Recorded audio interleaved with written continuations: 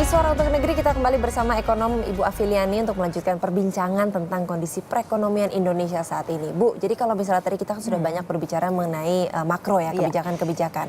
Lalu implikasinya terhadap pasar atau mungkin untuk rumah tangga, untuk harga-harga barang sendiri gimana Bu? Mungkin ini ada beberapa hal ya, karena pelakunya beda-beda ya. Sekarang saya bicara tentang pelaku pengusaha dulu ya.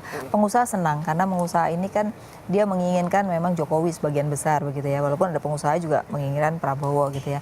Tapi tidak hanya sekedar itu sebenarnya, pengusaha juga berharap ada kebijakan-kebijakan stabilisasi dalam nilai tukar ya, kebijakan yang juga lebih membuat pengusaha ini tidak high cost ekonomi, karena sekarang ini mereka kontribusi high cost ekonomi itu sampai 15% dari harga pokok ya. Berarti pemerintah harus mempercepat berbagai insentif untuk orientasi ekspor gitu ya, lalu insentif berbagai kalau dia bisa menciptakan lapangan kerja ya. Misalnya pemerintah sekarang mencoba memberikan insentif bagi yang dividennya digunakan untuk ekspansi misalnya. Nah, itu akan diberikan insentif gitu. Nah, ini kan otomatis bisa menciptakan lapangan kerja baru. Nah, itu yang diharapkan ya oleh pengusaha nih. Nah, itu yang pertama. Yang kedua adalah harus pro bisnis itu bukan berarti menguntungkan bisnis 100%, tapi bahwa kalau mau bikin kebijakan tuh ajak serta dong pelaku di lapangan. Jangan membuat suatu kebijakan yang tidak bisa diimplementasikan oleh pengusaha gitu. Nah, ini yang harus dilakukan juga oleh pemerintah. Nah, pengusaha apa yang harus dilakukan? Pengusaha itu harus melakukan juga menurut saya CSR-nya kepada masyarakat di sekitarnya tuh penting sekali. Karena menurut saya sekarang orang miskin yang 100 juta ini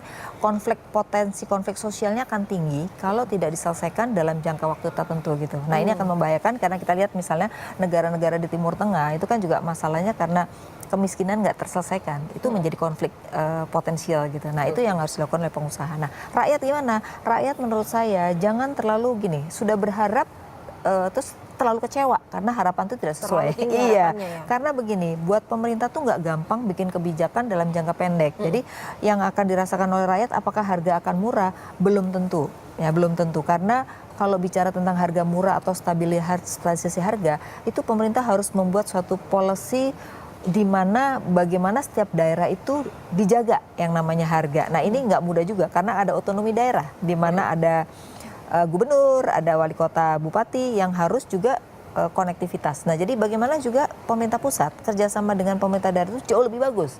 Nah, baru bisa dirasakan. Jadi artinya 100 hari pertama ini bulan madu, rakyat jangan berpikir terlalu berlebihan untuk ekonomi. Menurut saya ekonomi nggak akan berubah secara signifikan ya. Nah, oleh karena itu kontribusi dari masing-masing pelaku usaha yaitu masyarakat, dunia usaha adalah lakukan apa yang menjadi kompetensi dia gitu loh. Jangan semua ikut politik gitu. Kalau ini kan kita lihat kadang-kadang orang semua ikut berpolitik, tapi lupa akan tanggung jawab masing-masing. Jadi kalau pelaku usaha itu menjalankan fungsi masing-masing, menurut saya ekonomi akan jauh lebih bagus gitu. Jadi jangan dibebankan pada pemerintah semua juga. Benar.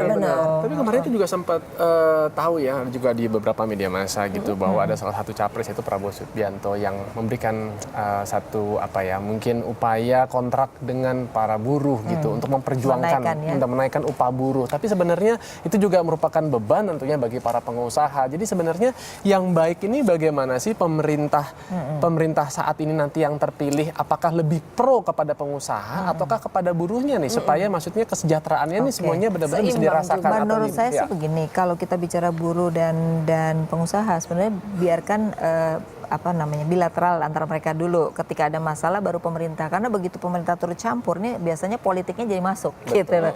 Nah, kita berharap masalah ekonomi dengan politik itu tidak boleh dicampur adukan ya. Akibatnya apa? Ketika nanti pemerintah daerah mau terpilih lagi, dia populis dia naikin begitu. Nah, ini nggak bagus karena apa? Produktivitas yang belum belum tinggi itu diikuti dengan kenaikan upah, maka akan menjadi beban bagi pengusaha. Maka pengusaha akan memindahkan usahanya ke negara lain gitu. Nah, ini yang harus diantisipasi oleh pemerintah ya, terutama adalah lagi-lagi pemerintah daerah harus kerjasama. Biar gimana pun, ini semua ada di tangan pemerintah daerah masalahnya gitu loh. Tapi kan yang kena impactnya pemerintah pusat gitu. Oke, menarik sekali perbincangan dengan Bu Afiliani siang hari ini ya, Adrian ya. Yang pastinya kita banyak belajar. Banyak sekali. Belajar tentunya berkaitan dengan ekonomi, walaupun memang kenyataannya sulit sekali sih memisahkan yang namanya politik dengan ekonomi. Kayaknya politik itu selalu berkaitan dengan segala aspek yang terkait di bangsa ini ya. Yang penting jalani kompetensi kita masing-masing sebagai individu. Itu aja. Masing-masing melakukan sesuai dengan bidangnya, maka ekonomi akan jauh lebih bagus daripada semua ikut berpolitik gitu. Oke, tuh ada nasihat dari Bu Afi yang harus didengar untuk kita semua ya. Jangan Makasih banyak, Bu. berharap ekonomi akan berubah secara total gitu, itu butuh waktu. Maka jangan terlalu nanti abis seneng banget terus kecewa banget, jangan ya. Tapi Oke. bahwa ekonomi akan jalan dengan sendirinya. Terima kasih Bu Afi Oke, atas sama-sama. waktunya. Seru sekali hari ini Seru sih. sekali, baik, dan saat ini juga pilihan bangsa Indonesia dalam pemilihan presiden telah didapat oleh Saiful Mujani Research and Consulting. Dan untuk analisa tentang hasil penghitungan cepat versi SMRC, kita langsung menuju Balai Kartini. Silakan Mas Syita. Ya, terima kasih teman-teman dari Balai Kartini. Akhirnya tadi survei Lembaga Survei Indonesia LSI dan SMRC atau Saiful Mujani Research and Consulting sudah mendeklarasikan bahwa pemenang hasil quick count Pilpres 2014 adalah pasangan Jokowi JK dengan perolehan angka saat ini sudah 95,35% data yang masuk. Jadi sudah sangat stabil dengan perolehan angka Jokowi JK adalah 52,8%, sedangkan pasangan Prabowo dan Hatta Rajasa adalah 47,2%. Kita akan membahas dulu nih seperti apa sih, seberapa meyakinkan quick count ini bisa orang Indonesia bisa rely on the quick count. Kali ini saya sudah bersama dengan Profesor Hamdi Muluk sebagai pengamat juga peneliti psikolog politik di Indonesia. Prof, seberapa meyakinkan? Bagaimana kita bisa berpegang kepada hasil quick count ini? Quick count ini adalah hasil metodologi ilmiah. Jadi ini mengandalkan kepada proses statistik. Baik. Jadi harus saya jelaskan dulu. Masyarakat harus tahu ada beda yang jelas antara jajak pendapat. Ya, jajak pendapat itu adalah pendapat orang ditanyakan tentang dia memilih siapa. Baik. Jadi bukan kejadian yang sesungguhnya. Baik. Ini sebenarnya quick count adalah kita menghitung ya hasil perolehan suara dari TPS itu kita kumpulkan ya. Nah, dalam bahasa ilmiah yang lebih benar ini disebut dengan parallel tabulation vote. Atau Jadi PTV. Ya, menghitung suara secara paralel di luar yang dilakukan secara resmi oleh KPU Baik. dengan menghitung keseluruhan Baik. suara yang masuk. Baik. Nah, untuk mengetahui secara cepat kita tidak perlu menghitung 160 juta suara itu kan. Kita cukup mengambil sampel ya di sekian ribu TPS ya dengan secara random ya, dan itu cukup mewakili pola. Nah, kita tidak bicara misalnya kan nanti misalnya Jokowi Prabowo Hatta mendapat sekian berapa juta suara. Kita bicara proporsinya ya. Jadi yang kita ingin prediksi bukan prediksi, kita ingin ketahui sekarang proporsinya berapa. Siapa dapat berapa persen, Jokowi dapat berapa persen, dan Prabowo dapat berapa persen. Nah, sepanjang misalnya teknik samplingnya itu dijamin randomnya ya, dan itu bisa dipakai untuk mengetahui secara cepat proporsinya tadi. Jadi kalau kita lihat SMRC itu memakai 4.000 sampel di seluruh TPS seluruh Indonesia dengan metode stratified cluster random sampling.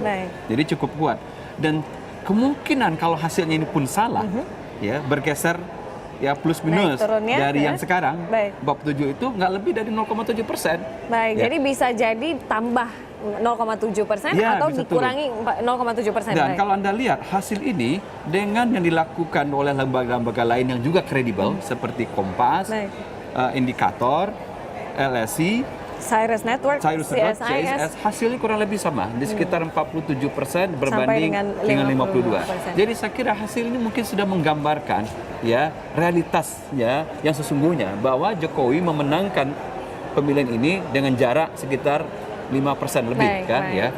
Dan nanti prediksi saya dan melihat dari apa yang sudah kejadian-kejadian sebelum ini ya, dan kalau kita percaya ini metodologi ilmiah kan ya, hasilnya nggak akan jauh beda. Nggak akan jauh beda. Jadi kalau nanti KPU misalnya tiba-tiba mengumumkan pemenangnya Prabowo, nah ini bisa menimbulkan kegaduhan saya kira. Baik, karena memang hasil survei atau hasil quick count, bukan survei, hasil quick count ini memang adalah hasil statistik yang sudah dihitung dengan tadi itu, margin error 0,7%. Ini proses ilmiah yang sudah berumur ya ratusan tahun gitu loh, metode ilmiah. Ya. Kalau tadi kita sudah bicara dengan quick count, sudah ada hasilnya juga. Nah ini yang menarik juga untuk kita lihat adalah tingkat partisipasi. Kalau kita tahu pileg pemilihan legislatif kemarin itu kan tingkat partisipasinya adalah 75,11%. Ya. Nah kali ini tadi kalau kita lihat adalah hanya 71,43%. Artinya memang kok kita lihat tingkat partisipasinya turun. Padahal kan sebenarnya mungkin yang kita dengar dan kita lihat teman-teman kok makin banyak yang pengen vote gitu. Tapi ternyata tingkat partisipasinya agak menurun dibandingkan pileg kemarin. Gimana Ya, nih? mungkin kurang lebih sama saya kira, Baik. nggak akan jauh beda gitu ya.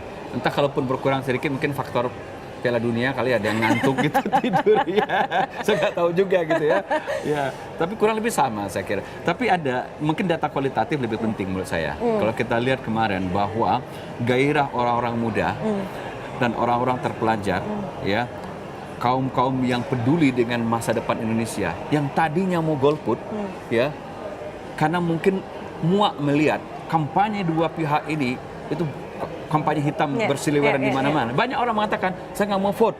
Tapi saat-saat terakhir saya setelah kasus GBK, kejadian di GBK itu, dan setelah itu banyak di Twitter itu hashtag itu akhirnya memutuskan memilih. Ya, itu menurut saya ada gairah yang biasa ya untuk memenangkan Jokowi. Karena mungkin orang melihat juga Jokowi ini dizolimi dengan kampanye-kampanye hitam. Jadi banyak orang yang ingin menolong Jokowi dan menjadikan Jokowi harapan untuk Indonesia ke depan. Baik, Prof, kita harus berhenti dulu nih untuk diskusi kita. Kita akan sambung lagi nanti diskusi kita yang seru sekali. Kita akan kembalikan dulu ke teman-teman di studio. Silahkan. Terima kasih banyak Mbak Sita Baziat. Sebelum kita terima kasih, bergabung, Kak. sekarang kita akan bergabung dengan Rifan Dwi Astono yang sudah bersama dengan calon wakil. Ini masih oke. Dengan Yusuf Kala di Kebagusan kita akan lihat perbincangan selanjutnya. Silakan Rifan.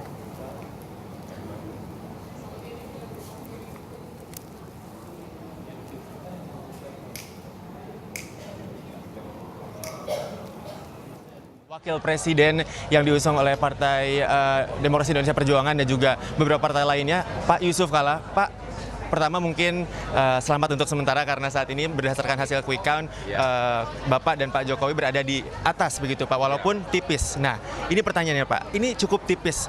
Sebetulnya tidak tipis loh, 5,5%. Tapi kan ini belum semuanya Pak jumlah suara yang masuk. Ini sebetulnya Pasti, ya bedanya 5,5%. Dan berdasarkan pengalaman quick count yang lalu dan setiap pemilu, quick count dengan real count itu bedanya 0,%.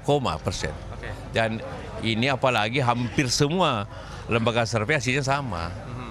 Jadi, Nah, ini tapi Bapak kan berarti siap untuk menang Pak. Kalau Bapak dan Pak Jokowi siap untuk kalah tidak Pak sebetulnya? kita tidak berpikir itu lagi. Berarti sekarang sudah bulat begitu ya keputusannya. Nah sementara itu Pak, sebetulnya kalau dilihat dulu ke depannya sebetulnya ke belakang maksud kami, kinerja KPU dan Bawaslu menurut Bapak seperti apa untuk program Pilpres tahun ini begitu Pak? Bagus, perencanaannya bagus, pelaksananya. Kita tinggal tunggu akhirnya. Yang harus dievaluasi kira-kira apa Pak? Yang Nanti menurut proses dalam 2 minggu ini. Bapak? Dalam proses 2 minggu ini. Nah Pak, mungkin tadi yang ingin saya tanyakan juga adalah sekarang ada terkotak-kotak, ada yang mendukung Bapak, ada yang mendukung calon nomor 1. Cara menyatukannya seperti apa Pak setelah ini kan maksudnya mungkin ada yang fanatik dan lain sebagainya. Itulah demokrasi. Begitu kita sudah ambil keputusan akan bersatu lagi bangsa ini. Masyarakat hanya berbeda pilihan, setelah itu sama lagi.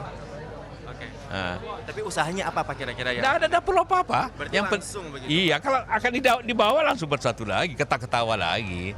Iya, itu pengalaman di mana-mana akan terjadi baik lagi.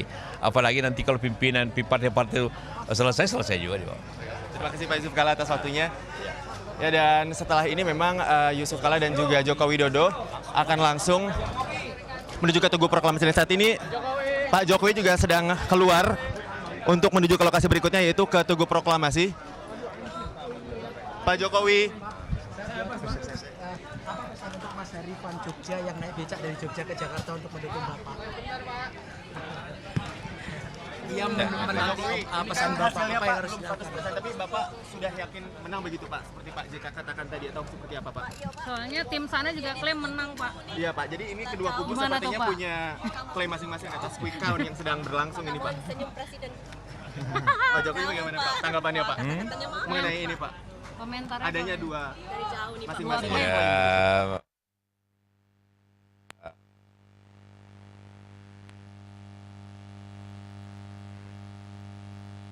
dahului, tetapi kan semua lembaga survei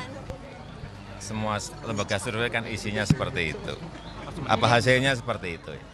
Jadi Bapak tetap nunggu ya Pak secara resmi hasil dari KPU.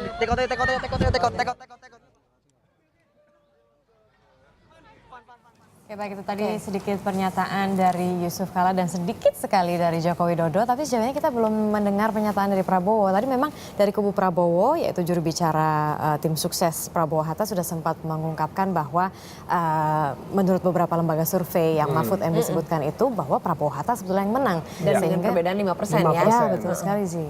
Nah, tapi memang sangat menarik ya, dua-dua nih mengklaim nih. Nah, yang menang itu seperti apa kita lihat. Tapi tadi kalau melihat dari respon ataupun juga penampilan Pak Jokowi terlihat begitu tenang. Apa ini maksud dibalik tenang?